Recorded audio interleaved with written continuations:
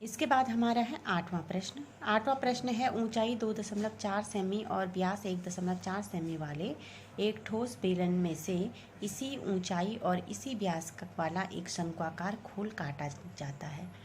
शेष बचे ठोस का निकटतम वर्ग सेंटीमीटर तक पृष्ठीय क्षेत्रफल ज्ञात कीजिए। देखिए, सबसे पहले तो हमें इस प्रश्न को समझना है। समझने की बात यह है कि ये है एक ठोस बेलन। बेलन से शंकु को काटा गया है, मतलब ठोस का मतलब समझते हैं कि बाहर से तो बेलन दिख रहा है और अंदर इसमें क्या है, माना लकड़ी है या लोहा है, जो भी आप माने। अब जब इससे हम शंक्वाकार खोल काटते हैं तो इसमें हम क्या करते हैं, खोदते हैं या गड्ढा करते हैं, जो भी आप बोले। इस प्रकार से गड्ढा करते हैं कि ये शंकु के आकार का हो और इस शंकु की ऊंचाई जो होगी h, वो बेलन की ऊंचाई के बराबर हो।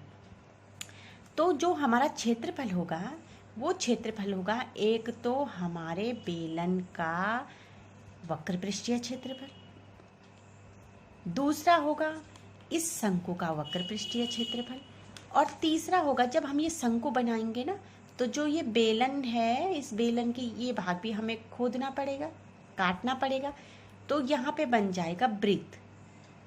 तो बेलन के आधार का क्षेत्रफल, एक आधार का क्षेत्रफल। तो ये पूरा क्षेत्रफल हमें लिखना है, क्योंकि अब हमें तीन चीज़ें मिल रही हैं। बेलन तो है ही, क्योंकि बाहर से तो वो बेलनाकार है, अंदर एक शंकु भी बन गया है और शंकु के साथ साथ ये बेलन का एक आधार भी खुल गया है। तो हमें तीन चीज़ें, तीनों का क्षेत्रफल निकालना है। तो देखिए हम इसे कैसे हल करेंगे। बेलन का व्यास 1.4 सेंटीमीटर, तो त्रिज्या हो जाएगी 0.7 सेंटीमीटर आधा। बेलन की ऊंचाई है h 2.4 सेंटीमीटर। अब देखिए शंकु की त्रिज्या और बेलन की त्रिज्या बराबर होगी, क्योंकि बेलन का आधार शंकु का आधार एक ही है, तो ये है 0.7 सेंटीमीटर। शंकु की ऊंचाई बेलन की ऊंचाई के बराबर है, ये तो प्रश्न में दे रखा है 2.4 सेंटीमीटर।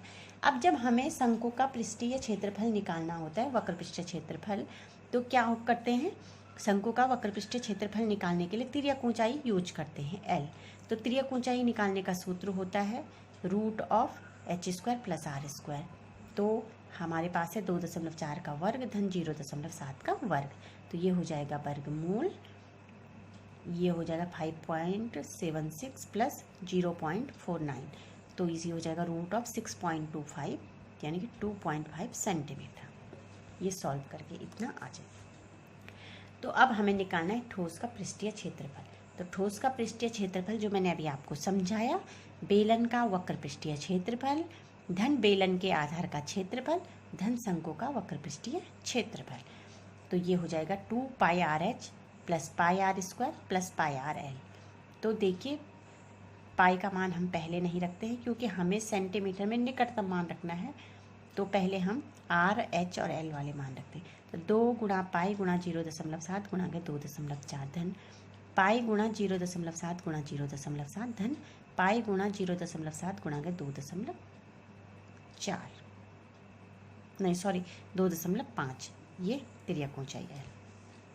इसके बाद जब हम इसे गुणा करते हैं तो ये आ रहा है 3.36 और पाई, प्लस ये हो जाएगा 0.49 पाई, प्लस ये हो जाएगा 1.75 पाई।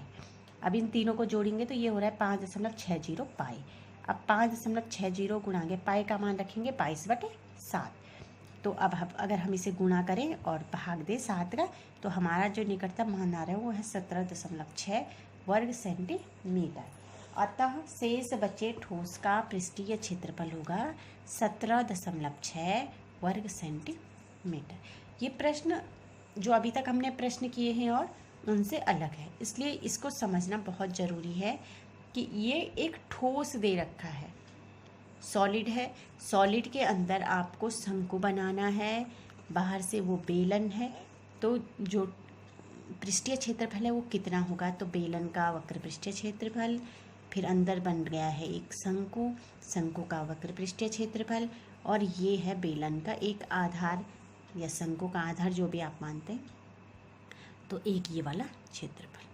तो हमने इन तीनों क्षेत्रफलों को क्या करना है, जोड़ना है। तो इस प्रकार से ये प्रश्न है, आप इसको नोट कीजिए, समझिए। अगर समझने में कोई प्रॉब्लम हो तो आप पूछ सकते हैं।